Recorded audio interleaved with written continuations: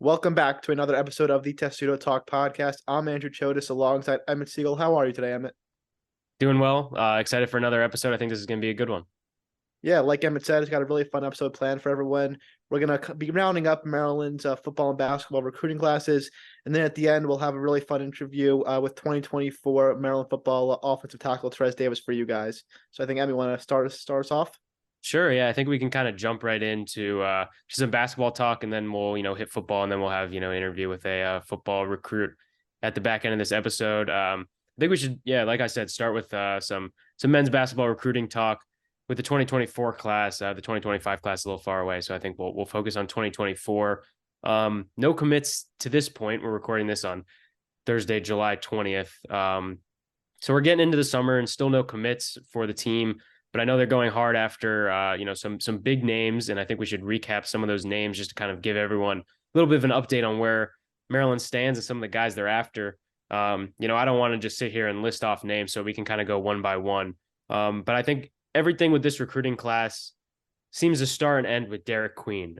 Derek Queen is, for anyone who doesn't know, top 10 recruit in the 2024 class nationally. He's from Baltimore. He started his career at St. Francis Academy. Then he transferred down to Florida. I believe he goes to Montverde, which is, nationally ranked, one of those, factories of NBA players and such. Maryland's been going really hard after him, and it seems like the interest is mutual.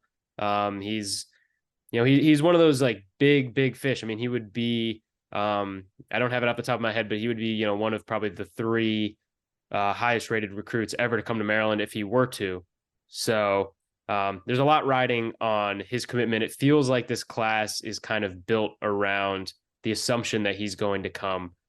So Andrew, I mean, we all know Derek Queen is, he's one of the top recruits in the entire country, and it seems like he's trending very positively towards Maryland. But I'm curious, what would a commitment from Derek Queen, which keep in mind, the timeline, we're still probably a couple months away, but what would that mean in terms of, jump starting this class? Yeah, I mean, like you said, Derek Queen, he would be a massive addition for the Terps. I mean, for the past few years, he's been, one of the most highly touted recruits in the country. Right now he's a top 10 prospect in the country according to most outlets, and he's been on Maryland's radar for the past couple of years. Right? It's ever since the Kevin Willard era began. For the well over a year now, it's kind of been Derek Queen's that top guy that Maryland's really been looking after. And I think that the impact he could have, a homegrown guy, like you said, a Baltimore guy coming back to Maryland, would just be absolutely huge for the fan base and for the team. But again, a long way to any announcements, and he's a very competitive player. There's a bunch of schools in the running, so no need to speculate. But again, a really heavy target that Maryland has aspirations for.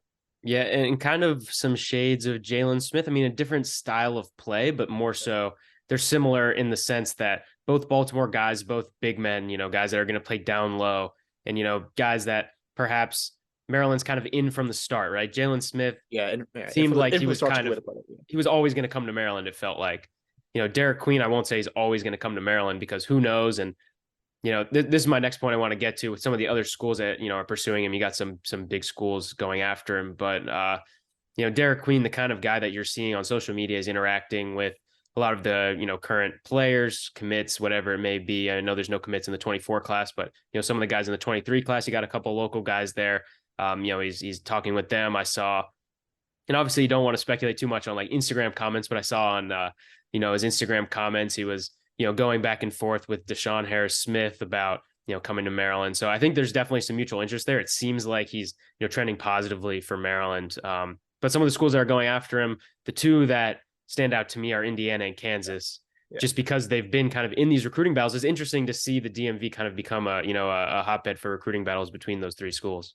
And I think especially Indiana, also in the Big Ten, they're pushing really hard from what I've seen. But I think that you also mentioned kind of the local aspect, and I'm not going to go into the guys that we're going to talk about specifically, but we are going to be talking about four guys, and three of them are they grew up within half an hour from Maryland. So I guess, what do you just think that impact kind of has, the DMV, and kind of reigniting that is in the Kevin Willard era?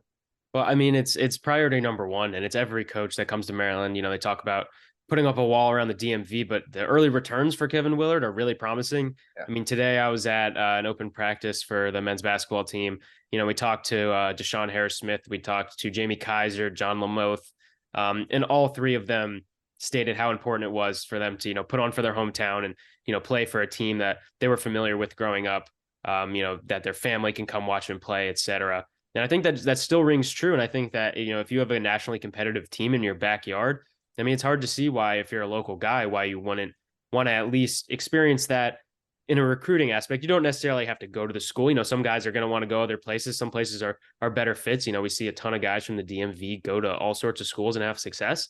But if you have a school like that right in your backyard, you got to at least give them the light of day. And it seems like Kevin Willard's doing a really good job of kind of prioritizing some of these guys. And like you said, I mean, you got some local guys that are some big targets coming up, and it seems like that's priority number one. And it all starts with a guy like Derek Queen that is from Baltimore, seems to have a lot of interest in coming home, and that seems to be a major selling point. Even though you're going up against schools like Indiana and Kansas that are boasting major NIL programs, if you can kind of sell them on coming home, and you can get a guy of that caliber to come home, I think that bodes really well for the future of what Kevin Willard can do recruiting wise.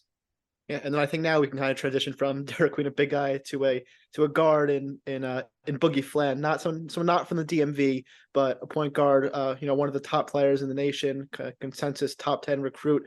Maryland, they weren't really in the race, a few months back, or at least not publicly. And then all of a sudden there was kind of this push from Maryland that you can kind of you'll kind of talk about Emmett, and then he recently announced his top 8 in Maryland. What was one of those schools? Yeah, I mean, Boogie Fland is, another top 10 guy in the country. And I mean, if we're being totally honest, for Maryland, it's still probably a bit of a long shot to get a guy like that. Huge long shot. Just want Yeah, I mean, to get in late on a guy like that, there are a couple schools that can do it. And I'm not saying that Maryland can't do it. It's not impossible, and they're getting a visit out of him. I think that's been more or less confirmed. So, I mean, there's obviously some interest. But for a school like Maryland to jump in as late as it did and land a guy like that would be almost unprecedented. And doesn't mean it can't happen, but you know, especially because he's not a local guy, it would take a Herculean effort. And like like I said, there are schools that can pull that off, right? If you're Maryland and you're going after a recruit and Duke gives him a call, or North Carolina or Kansas gives him a call, well then you got to start worrying that you might lose that guy. I don't know if Maryland is yet at that national perspective, that national perception where they can swoop in at the last minute and get 5-star guys. But once again, I mean, if you can just imagine them kind of coming in at the last minute, I know Kevin Willard's got ties. He's from the New York area, so Kevin Willard's got ties up there. But if Maryland could come in at the last minute and get a guy like Boogie Fland, I mean, that would be a major statement. I think not just to the area because he's not a local guy, but to the country about like Maryland's recruiting would be like legit. If you're hypothetically, if they were to land 2 top 10 guys in one class, I mean, that would be probably the best class they've ever signed, I would think, since at least since they've been rating people, on like the composite scores and such. I think that would probably be the best class they've ever signed. Yeah, and again, just for the listeners, it's again at this point it seems highly unlikely, but it is our job to report news. And in the recent weeks, it does seem like Maryland has gained some momentum, and they were able to creep into Flan's top 8. So it definitely is something to keep an eye on. A kid from Westchester, New York, one of the top players in the country. Yeah, and it's also you're not really sure what Maryland's guard situation is going to be. I mean, Jameer Young is going to be gone after this year. You're thinking Deshaun Harris-Smith might be back next year, but you never know if he breaks out. Maybe he's off to the NBA or something along those lines. So you don't really know what the guard situation is going to look like. And Boogie Flan seems like kind of gravy.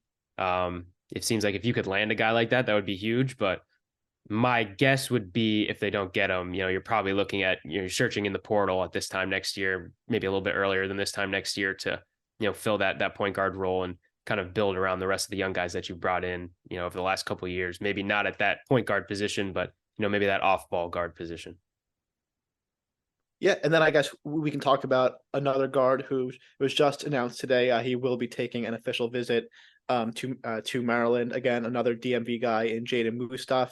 He currently attends Overtime Elite down in Georgia. Emmett, what are your initial thoughts on hearing this news? I mean, anytime you can get a visit out of someone, that obviously means something. That obviously means that there's mutual interest and that you're somewhat of a priority, right? That recruit. Jaden Mustaf, I believe, was a DeMatha guy to start his high school career. And now you said he's at Overtime Elite, which is, kind of a world of its own. I mean, they're throwing around. I mean, I've heard some big numbers being thrown around for some guys that, I would not expect to be getting those kinds of numbers. So yeah, I mean, you gotta expect if a guy's going to overtime elite, this is a little bit of a tangent, but if a guy's going to overtime elite, you gotta expect that NIL is playing a major factor in their recruitment, because that's one of the biggest draws of overtime elite is that you can get paid as a high schooler to play basketball. So Maryland's NIL situation still has a long way to go. I don't know enough about Jaden Mustaf's exact situation. I don't think anyone really does to like say he's coming to Maryland or he isn't. I don't think anyone really knows at this point. But once again, with these 4-star guys, especially when NIL comes in the equation, I mean it's kind of like I would say it's the great equalizer, but it's kind of the opposite in that some guys kind of rocket right to the top, some schools kind of rocket right to the top, and then their priorities become pretty clear. And I'm not sure Maryland can compete at the highest level in that space. So if you're getting a visit, it's a good sign, but I wouldn't necessarily go ahead and make any definitive statements about him. I think it's a bit early for that. Yeah, and now in just he did start his career at the Matha, so I mean, you always have to take that into consideration. Obviously, that's one of Probably playing for Mike Jones if I had to guess. probably well, just looking at May have his missed him by a year, but I'm sure he was recruited by well, Mike Jones at there. looking at his initial profile, it does say he was recruited by Mike Jones. So yeah, no surprise there. Some of that that obviously both knew the name of, even if he didn't coach him, saw him play a ton. So not much of a surprise there that he recruited him. Yeah, I mean, Mike Jones is. I was going to bring this up. I actually saw an article. I believe it was by On3, and they asked different coaches. It was one of those coaches confidential series. Where they ask coaches anonymously, and the question was, who's the most feared coach that you think is out there on the recruiting trail? And there was an ACC coach that said Mike Jones was his most feared coach because of his ties to the DMV. Yeah, well, yeah, I was gonna say it's all that was kind of it's unofficially that's he kind of came in to Maryland because his role is we need to get those DMV guys, and that's what he's here for. And again, just with the visits we're seeing and what they've gotten, it seems like they're definitely on a pretty good path. So we'll see. Yeah, I mean, I think that Maryland's DMV recruiting is it feels like they've built some good relationships and they've made some inroads there. I think we can talk about one more guy in the class of 24 because we do want to make sure this episode doesn't go too long, and that's a Canadian guy. His name is Efiosa Oliogu. Ultra athletic wing. I've watched he's technically in the class of 25, but I think there's a lot of rumors swirling about him potentially reclassing into the class of 24 and a lot of positive momentum for Maryland building. Ultra athletic wing. I watched his highlights and it was pretty much all dunks, so I'm not sure how much you can take from that.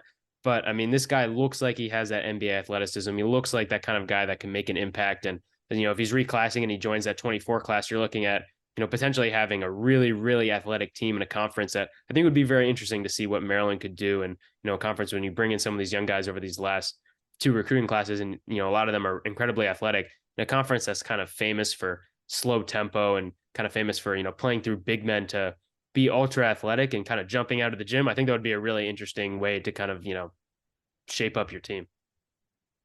Yeah, I mean, I don't have much how much more to add on him per se because I haven't. You said it's kind of just a lot of rumors you've been hearing about. But what I will say is just to kind of reiterate this again. We're talking a lot about these, these top recruits, how Maryland's in on them. I mean, realistically, right? A lot of teams are in on all these guys. Maryland, they'll be unbelievably fortunate to get one of these guys. Hopefully two for Kevin Willard and staff. But even if they are only able to fortunate to get one top 10 recruit, the impact it could have on the team would just be absolutely enormous, right? Right. I mean, it's just the momentum you keep building, and the class of 25 and the DMV looks really strong. So especially at the guard position. So yeah, I think it would be good to start building some positive momentum. And I think now we can transition to football. Right ahead. Well, right after this segment, we'll have an interview with Terez Davis, like you mentioned earlier, and he had a lot of really good stuff to say about local recruiting and what it's like. He's a DeMatha guy, what it's like to be a local guy recruited by Mike Locksley, and this football recruiting class. We're recording this Thursday afternoon, so there's a chance that there could be another 4-star recruit coming in this evening.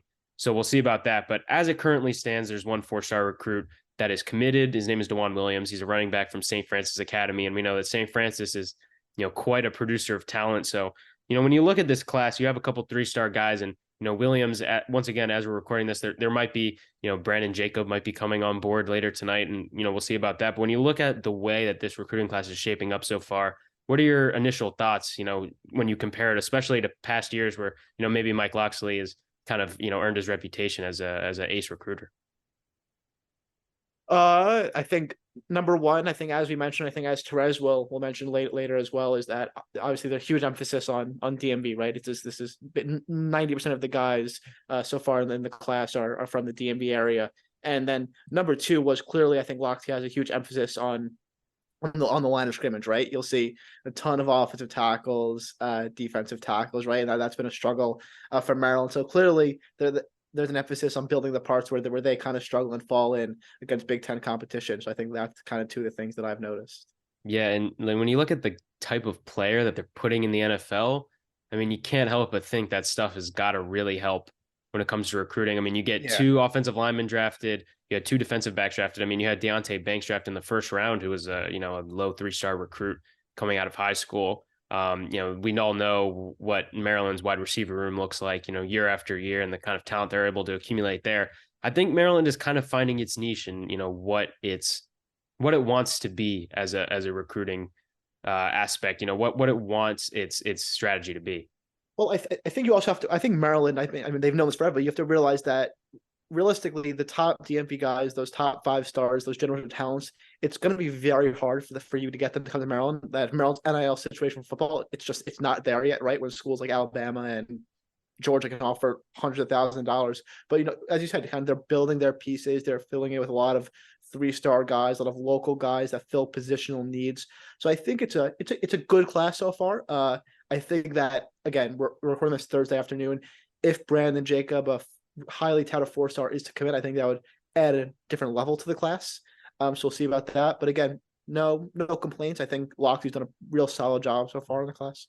Yeah, I think like another thing that you have to take into account when you're talking about recruiting in football, especially, just given how many guys are in a class, is, you got to take into account like the portal aspect of high school recruiting. I mean, that balance, like, I have written down here Locksley's best recruiting class at Maryland, the one that everyone kind of remembers is like, oh man, like Locksley's really building some momentum, was in 2021 when he signed the 18th ranked recruiting class in the entire country. They signed 6 4-star recruits, which is pretty crazy for Maryland to sign 6 4-star recruits. I'm looking right now. 2 of them are still on the roster at Maryland. Neither of them have made a major impact to this point in their career. Now, some people are expecting big things from like Tommy Aking-Basote this year, but when you're talking about these 4-star guys, the guys that made instant impacts, I mean, the number one that made instant impact was Chop Robinson, and we all know, what happened there. He goes to Penn State, now he's going to be, potential first-round pick. The other guys like Terrence Lewis was a 5-star recruit, and I think he's playing JUCO right now. Brandon Jennings, I think, is still in the portal. Like you never really know with these guys, and I think Maryland has kind of proven itself. This is kind of the point I was trying to make earlier, that Maryland has kind of proven itself as kind of understanding what it needs to do, and it needs to be about player development. What Maryland's done a really good job of is finding these 3-star recruits. I mean, like you had like Justin Okoronkwo from Germany, who, he's not coming to Maryland anymore, right? But he's a 3-star recruit. No one really knows about him. Maryland's like his first offer, and now he's going to Alabama, and his ratings are flying through the roof. Guys like that Maryland can kind of identify early, and maybe some of these 3-star guys that aren't as highly touted. Maybe the class rank isn't there, but these guys could develop into potential difference makers down the road. So it's really kind of a crapshoot, to be honest. And just looking, because you mentioned how you kind of need to develop those 3-star guys, and just looking at the 2021 class now, some of those notable 3-stars were Roman Hemby, who is now one of the top running backs in the Big Ten. Ty Felton, another 3-star. He's most likely going to start a receiver for the Terps this upcoming season. CJ Dupree was a 3-star. He's now off to Alabama, established himself as he'll one be of in the top NFL in probably a year or two. Exactly. Antoine Littleton, again, in the backfield. He was a 3-star. So it's Dante Trader, 3-star. So you have all these guys that are now really important key cogs to the Terps, and they were all guys that weren't maybe the most highly touted recruits, but they've developed into really solid, all Big Ten players. Absolutely. And I think that we should use this as a way to transition into our interview with the 3-star recruit that's coming in from Maryland. We talked to Terez Davis, an offensive tackle from DeMatha. A really interesting interview. I think he had a lot of good stuff to say. He was very honest about, his recruitment and about what it's like to be recruited as a guy from DeMatha and what it's like to play there. So we'll jump right into that interview after a quick word from our sponsors. We are now joined by Terez Davis, a 3-star football recruit for University of Maryland. He'll be at the team. He's a class of 2024 recruits who will be on the team next fall. Terez, thank you for joining. We really appreciate your time. Yes, sir. I appreciate you guys. Thank you guys for having me. Of course. So Terez is he plays at DeMatha, which we all know a lot about. Very prominent school in the Maryland realm. A lot of conversation about recruiting at DeMatha and such. So Terez, I want to ask, your experience at DeMatha. How do you think that's helped shape you into the player you are today? And what do you think your style of play will bring to the Terps when you do enroll next year? Yes, sir. DeMatha, I feel like it's really changed me, just not on the football field, but, like just in class and being a good person. Coach McGregor, he brought me in kind of, and I hadn't played football before. So this is really my first year playing football, and it just changed me, showed me how to work. My work ethic has gone like through the roof. I'm in the gym every day, in the morning, afternoon, extra work. So I feel like it's definitely changed me as a person. And also on the football field, just my work ethic and how I do stuff. As far as Terps, I feel like I'm gonna bring a solid impact. Whether that's the first year, second year, I feel like I'll definitely make an impact. Whether that's playing guard, tackle, center, whatever they need me to play, I feel like I'm making an immediate impact just because of my work ethic. And I really want to go to the next level. So I'm looking forward to definitely helping the Terps out. Yeah, Tristan, something that Coach Locksley, he's kind of hounded on in his tenures, that he wants to get guys, in the DMV area. That's something that's really important to him. So when you were in the recruiting process, what was kind of his pitch to you, and what was your thought process of being, you had offers from elsewhere, but kind of wanting to stay home. So what was your thought process during all of this? Yeah, I feel like honestly, he just says, why go somewhere else when you can, stay home. Maryland has put just as much, if not more than half of the schools, in Power Five. So I feel like it was like, why not? Because, I feel like at Maryland, you can go to the league versus going to, somewhere else. And why not stay home? You're home. I'm right across the street, 5 minutes away. So I feel like going through the thinking process with me and my family, I was just like, why not stay home? Because I can get to the league at Maryland and it's close. The coaches are great. So I feel like overall it was just a perfect scenario for me. You mentioned the proximity of DeMatha. It's right down the street from Maryland. There's been a lot of discourse, especially in recent years, about maybe some of the top DeMatha players and in a lot of different sports going elsewhere. I know obviously you're biased, but what do you feel is the perception of Maryland as a program, specifically in football, among the DeMatha community? I feel like it's good. Honestly, if I'm being honest, I feel like people underlook it just because, it's Maryland, like it's close, but I feel like if people are out of state, they look at it like, oh, it's Maryland, it's a Big Ten school, like, but people from here, they kind of just feel like, oh, it's just Maryland, right down the street.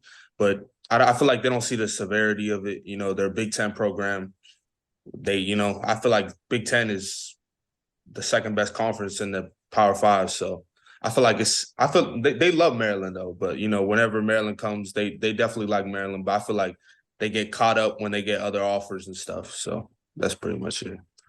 Yeah, and then for all the Terp fans who follow you, who just follow the team on social media, I think that they've seen a lot of the recruits, especially for your class, they've kind of bonded together on Twitter. Was that something when you initially recruited, or even before? Did you kind of get in touch with all these local guys, and do you guys try to talk about that and why you're giving all these pictures on social media, and how has that become so important for you guys? Yeah, we have. So usually we make a group chat, and then some of my friends, some of my like, I just play. I've seen them at camps. I like train with them. So I've kind of just like on social media. It's not really a troll, but I feel like it does have some effect on them because it's like they see it and they realize like I can do what I want to do and get to the next level at Maryland. So I feel like the social media part, sometimes they really buy into it, and also just calling them on FaceTime to see what, they're talking about or see what they think about Maryland. So I feel like just overall, it's really good for the program and also just recruiting. Playing in the WCAC, it's a grind every week. How does that, you think, help prepare you for, like you said, the Big Ten is, one of the best conferences in the country. How does kind of the grind of playing in such a good football conference prepare you for the college level? Oh yeah, it definitely does, because I feel like you're going against top 20, top 50 programs every week, literally. So I feel like playing St. John's, Good Counsel, Gonzaga every week, it prepares you just mentally and physically for the next level. We do stuff. I feel like this college level stuff that's going to get me ready for the next level. So I feel like that the transition from DeMatha to college, that's why a lot of our guys, go far, because I feel like DeMatha has a specific like program that gets you ready for the next level versus other schools, they might take it light or do some other stuff. That's not really what DeMatha does. I feel like DeMatha it sets you up for success, not also on the field, but also in the classroom. Yeah, kind of a two-part question here. I think you've mentioned probably going to the league has been a driving factor for you. I think you said that, 5 times during this interview. During the NFL draft, when Maryland had a few offensive tackles taken, I think they had their highest number of draftees in a couple of years. Was like, how important was that for you when you saw that initial news? Yeah, I feel like it was very important to, just to see, especially offensive linemen. It's cool to see different guys get drafted, but I think they had, was it two? If I'm not, I don't know if it's two. I think it was two two or offensive three. linemen drafted. Yeah. Okay. Offensive linemen. So I feel like Coach Braswell is doing a really great job. I feel like he's preparing them for the next level. So it's for me, that was a sign like, okay, like Coach Braswell means business. He's sending guys to the league. He was previously like in the league. I think he was an intern for the Browns, I think, if I'm not correct. But it was definitely a big factor. Yeah. And then just to kind of follow up on that, obviously, I think the offensive line, that's been a talking point, for Maryland for the past few years, and maybe hasn't been their strongest their strongest position. So when you were in the kind of the recruiting process, was that something that Coach Locksley kind of talked to, how they're really trying to rebuild that offensive line? And obviously for the class of 2023, that was kind of Locksley's most important thing. That was one of the highest positions he brought in. So was that something he kind of talked to you, how he's trying to revamp that O-line? Yes, sir. Yeah, he told me he's trying to build the O-line. He said, as soon as you get here, be ready to go. So I've been trying to, recruit O-line. Ryan Howardson, hopefully he commits to Maryland. That's but I got some other offensive linemen that hopefully commit to Maryland. But yeah, that's he definitely talked about that. Yes, sir. I think I can speak for pretty much everyone listening, which, we don't really know what it's like to be recruited, at a Power 5 football level. Can you just kind of walk me through what that process is like, what, Locksley's pitch was to you and kind of how that whole recruiting process unfolded? Yeah. So my first offer, so I didn't have no offers, no looks, because I'm originally a basketball player. So I transitioned to football. I got here, played a couple games. I think it was my third game versus Friendship. After the Friendship game, Coach Brooks, Elijah Brooks, he was previously from here. Then he went to Virginia Tech. He called me and was just telling me like he likes me and he wants to talk to my mom. And then he gave me the offer. And it was kind of after that, I kind of just started, more colleges started recruiting me. But it was very like, I feel like it's different because you're not used to it, and then you get all these college coaches calling you every day. So I feel like, and then when I talked to Coach Locksley, he was telling me pretty much the same thing about how he likes me, he sees me, he thinks I'm gonna be a great player. So I feel like the recruiting game it's definitely a business, but it's very genuine. So I feel like it's good. It's really good. How much? How much does it? 1 second, Andrew.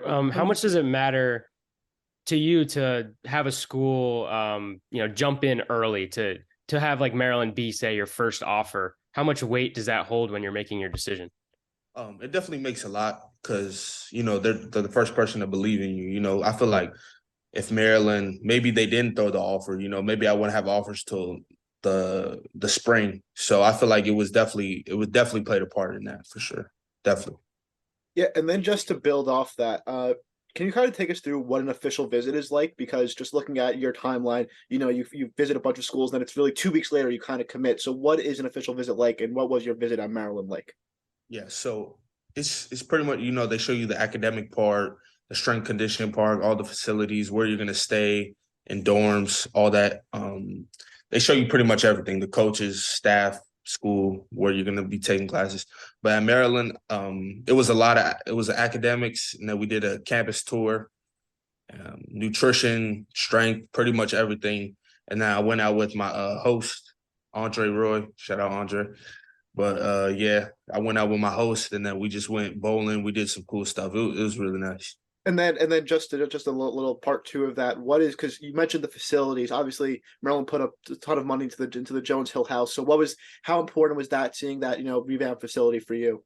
Yeah, it was really important because I haven't seen no facility like Maryland, so I'm not gonna lie. I've been to Syracuse, South Florida, Boston College, Virginia Tech. Maryland probably has definitely the best facility hands down.